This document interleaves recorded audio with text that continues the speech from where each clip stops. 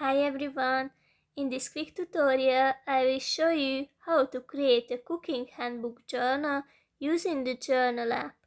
Just open the app and click on Create. Create sample journals.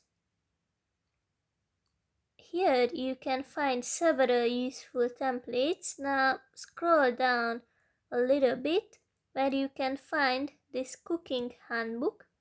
Click on it and then click on Use this journal.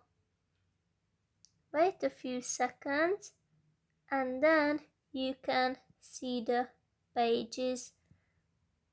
This is just a help for creating your own journal, but you can add more pages, simple pages as well, which you can edit and customize. You can add stickers, you can add your own images, so it's easy this way. I hope it will be useful for you. You can find it right now from now on. So good luck with it.